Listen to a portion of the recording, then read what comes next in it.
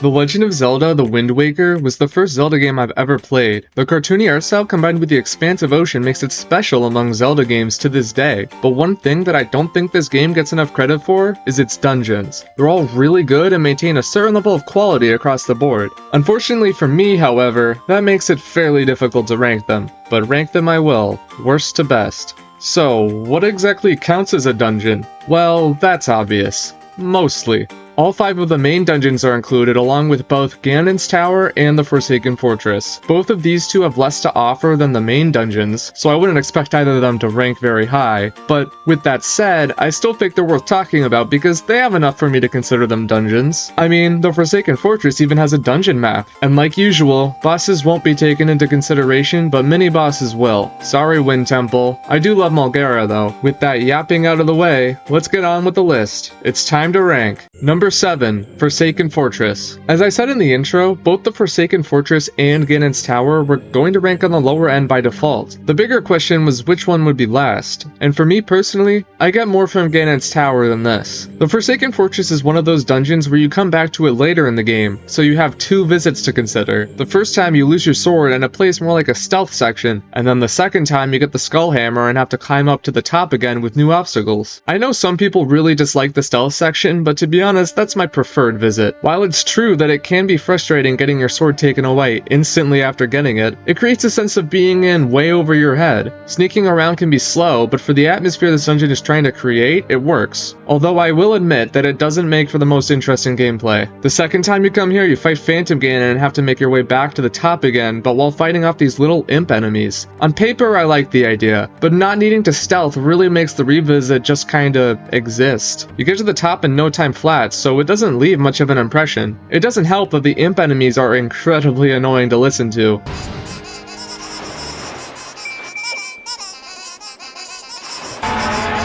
And although it looks like you don't need to take out the searchlights at first, you definitely should because I had to learn that the hard way. I didn't even realize that they shot bombs at you until I got to this sidling section that's impassable while they're on you. That's more of an unlucky thing though, because I'd assumed that most people would get shot at and then take out the searchlights before climbing up all that way. Speaking of, escaping from the Helmrock King while he destroys the walkways you're running on is an epic way to lead into the boss fight. The Forsaken Fortress is mainly used as a thematic device, showcasing Link's courage and just how powerful Ganondorf is, but because of that, the design leaves much to be desired. In fact, I can't think of one puzzle in this entire dungeon, and that's my favorite part of Zelda dungeons. So while the Forsaken Fortress does a good job at setting the tone and advancing the plot, actually playing through it is another story. I mean, it says something when the highlights of the dungeon are the boss and cutscenes. And as I said, I'm not taking the Helmrock King boss fight into account, but the story progression here is still super solid. I don't hate the Forsaken Fortress at all. In fact,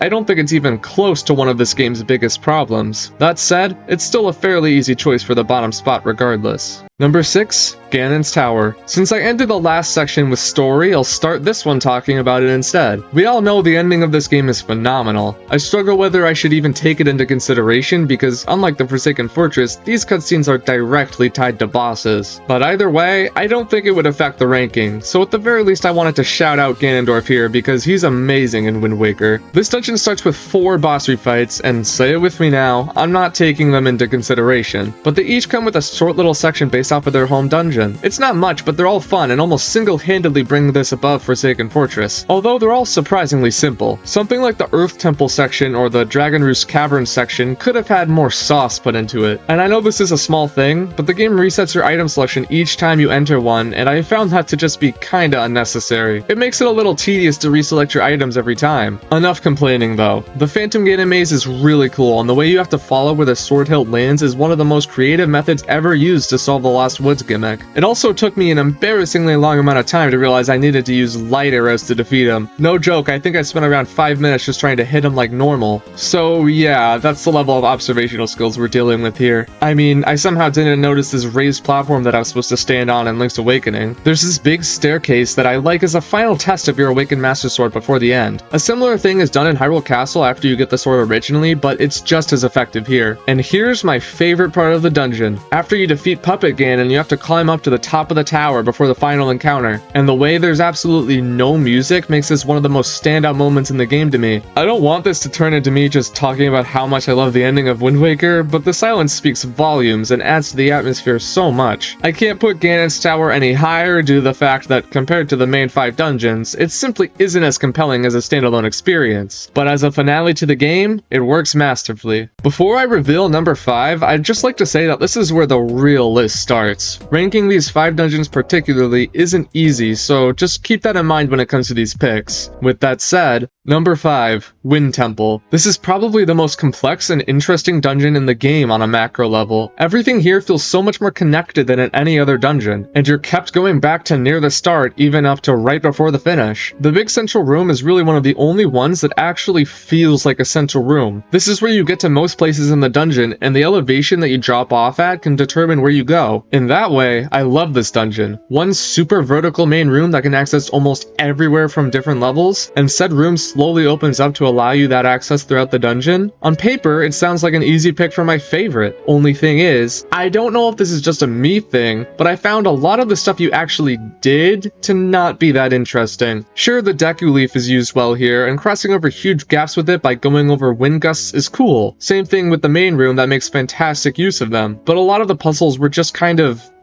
use the hookshot to climb up here, use the iron boots to launch yourself there. Nothing that did really stood out to me besides the Deku Leaf stuff, and more than any of the other main dungeons, this one relies the most on combat encounters. I don't dislike combat in Zelda games, but I'd be lying if I said it was my favorite part. That would be the puzzles, and the Wind Temple just doesn't really do it for me. That's not to say there wasn't anything I liked. The room where you have to flip the grate over so you can cross above is a cool one, and the part at the end where you need to push blocks to stop spikes from hitting you is neat, even if it's incredibly slow. I just think that compared to the other main dungeons, the average room here isn't as interesting, and I haven't even mentioned my least favorite part, the command melody. If you don't know, the command melody is a song that you can play that lets you take control of any companion near you. The 3 dungeons that use this are this one, the Earth Temple, and the Tower of the Gods. The Tower of the Gods barely uses it in comparison to the other 2, but both the Wind and Earth Temple have you switching to your companion constantly. In principle, I don't have a problem with this. In fact, I think it's a super cool idea. Being able to switch to a character with a completely different moveset that can reach different areas is both unique and inventive. The problem is that I find it completely breaks the pace whenever you have to do it. It's not incredibly slow to play the command melody or anything, but when you have to do it over and over throughout this dungeon, it can get really old really fast. I think if switching was binded to a single button press rather than playing a whole song, the gimmick would have worked a lot better for me. But as is, I just find it to be too much of a pace breaker to like. I understand if for some people, it's not a big deal. I'm sure a lot of people who play this game don't mind the command melody as much as I do, and I'm glad for you if that's the case. But for me personally, it was a tedious inconvenience every time I had to pull out the Wind Waker. I know that sounded extremely negative, but I just wanted to adequately show why I don't like this dungeon as much as I'm sure many others probably do. I still think it's very good, and I even debated putting it as high as number 2 at one point. That's how close these 5 main dungeons are to me, but after reconsidering, I think this dungeon isn't quite as good as the others in my opinion. Number 4, Dragon Roost Cavern. The first dungeon of the game and one of the best first dungeons of all time. Actually wait, Forsaken Fortress is technically the first dungeon, but you don't complete that until later, so we could go either way for which one you consider the first dungeon. It doesn't matter anyway, because even outside of that context, Dragon Roost Cavern is a fan favorite for a reason. The gigantic main room with rope bridges dangling over lava is an epic set piece, and the lava geyser below the birdcage is just a really fun addition. A lot of the puzzles here involve fire, who would have guessed. Lighting torches and using enemy weapons is necessary here. The way you have to use the wooden weapons especially is super cool because it feels a lot more creative than use the item.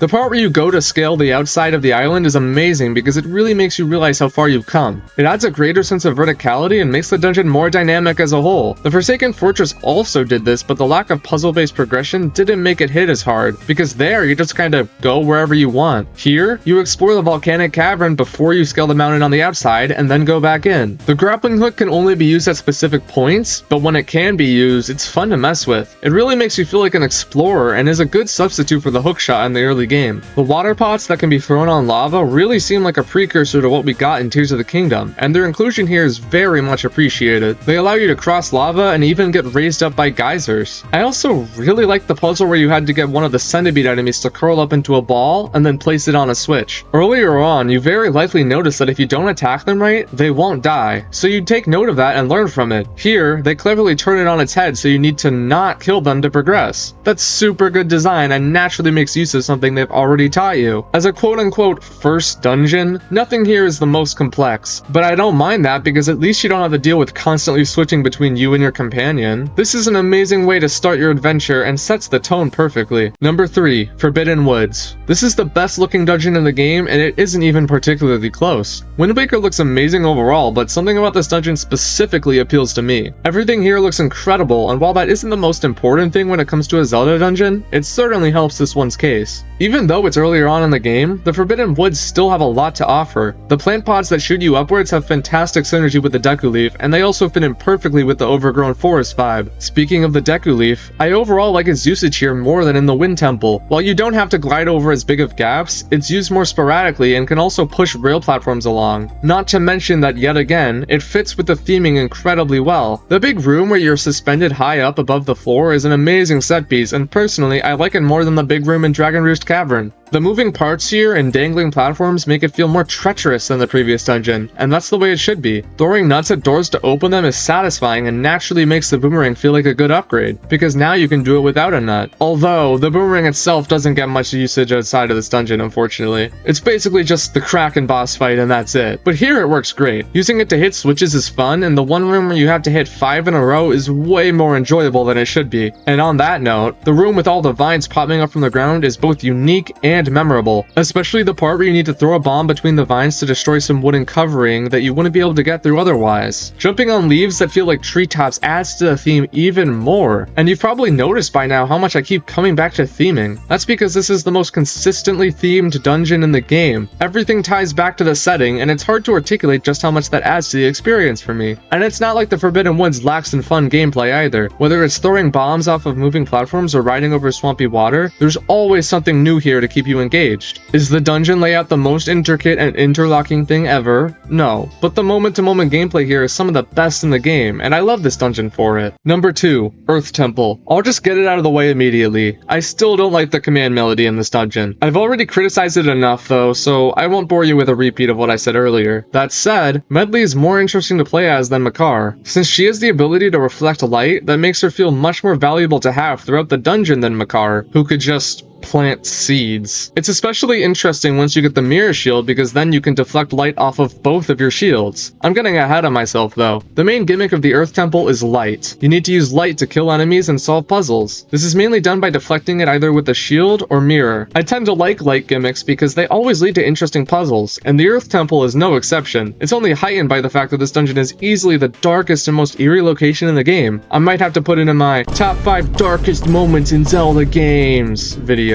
Did you know that in Majora's Mask, Link is actually dead? Anyways. Light is used for basically everything here, and that both gives this dungeon an amazing through line that makes it feel like every room is an iteration on the last, and makes it hard to talk about without speaking broadly. But deflecting light off of your mirror shield onto a mirror, or off of Medli's shield onto yours, never gets old. I already touched on this, but the atmosphere here is fantastic. It's dark and grungy, and you feel so alone down here. Honestly, the King of Red Lions' speech before you enter does a great job of setting the tone. As a result, the vibe of this dungeon is unlike any other in the game. The Redeads and Stelphos are perfect enemies for this location, and even though I haven't really mentioned mini-bosses so far, I think this is one of my favorites in the game. Sure, he's easy, but let's be real, most of them are. For whatever reason, the way this one was introduced left more of an impression, especially the way they instantly throw 2 at you once you defeat the first one. Also, the sun mask that needs to be brightened up through the eyes is a piece of iconography that always comes to mind when thinking of this dungeon. It stands out so much because because of how different it is compared to the surroundings. I know I said that it's hard to talk about specific rooms for this dungeon, but there is one big exception to that. The final room where you need to line up what must be around 10 mirrors in a row is one of the most memorable in the game, and for good reason. Part of me wishes that they didn't clearly mark where each mirror needed to be placed, but maybe that's for the best because it could have possibly been a little bit too overwhelming otherwise. It's not like this is the hardest puzzle of all time or anything, but it sure is satisfying to get them all into place until you can deflect the beams directly into the sun mask. It's one of the most fun puzzles in the game for sure. The Earth Temple is one where the atmosphere and main gimmick are just too strong for even the command melody to make me dislike it. Of course, it's still annoying here in my opinion, but I like basically everything else about this dungeon so much that it's not as big of a deal breaker. Number 1. Tower of the Gods. When I started making this list, I did not expect this to be at the top, but the more and more I looked at it, I think it deserves this placement. Starting out inside of the boat was an inspired decision, and I think its uniqueness makes me like it a lot. Just the very concept of being able to explore part of a dungeon in the boat is so good, but the way it's utilized is what makes it work. You need to use the boat to bomb walls and wait out the tide changes. Even just having access to it gives the starting section a different vibe compared to all the other dungeons, and it helps because the beginning of the dungeon is isolated from the rest of it, so it really makes it feel like you're at the entrance of the tower. And the tide gimmick here is used in interesting ways, like making you need to time stuff right, or having you need to put a box somewhere so when the tide lowers, it will be on a button. This room in particular is cool because it brings back the torches from Dragon Roost Cavern, and you need to place the boxes in a way so you can jump across them when the tide goes up. The tide isn't in the back half of this dungeon, but they get the use out of it in the first part. Speaking of, the second half of this dungeon is less unique, but still great. There's a big focus on these statues that you need to bring to specific places, whether that's by carrying them or by using the command melody, because this is where you learn it. It's worth noting though that the command melody isn't nearly as pace-breaking here, as you don't need to use it even close to the same amount as in the Earth and Wind temples. This is where you obtain the bow, and it's as useful as ever. Shooting enemies and ice witches is both satisfying and engaging. In fact, platforming over the void on these moving platforms adds a sense of danger, which is fitting since this is supposed to be a test from the gods. And the bow fits perfectly with them by making you need to hit moving targets. The scale was also one of my favorite things for this dungeon. You have to balance it to get across, and that's made more interesting when you have to double back with a statue, so you need to get more counterweights. It's a simple inclusion, but I love it nonetheless. The dungeon even ends with an outside section where you can look down to see how high you've climbed. I don't think that the Tower of the Gods is the best at any single thing, but it's both more complex than the first two dungeons, and less tedious with the command melody than the last two. That, combined with the aesthetic and unique mechanics, makes this my favorite dungeon in the game. Wind Waker may not be a perfect game, but it was my first Zelda, and I'll always appreciate it for being my gateway into the series. I still think it's fantastic after all, and despite some nitpicks I have with the game, it's probably in the upper half of my 3D Zelda ranking. And that's because there's just so many positives here that greatly outweigh my negatives. The art style, the story, the music, and of course, the dungeons are all amazing. And I'm not just saying that because this was my first Zelda. In fact, replaying the game for this video actually made me more critical of the things I'm not as fond of. I just think that Wind Waker truly excels in so many areas. I mean, the Ganondorf fight is the most iconic of all time for a reason. That said, if you enjoyed and would like to see more, I'd appreciate a like or subscribe. And as always, see ya if I see ya.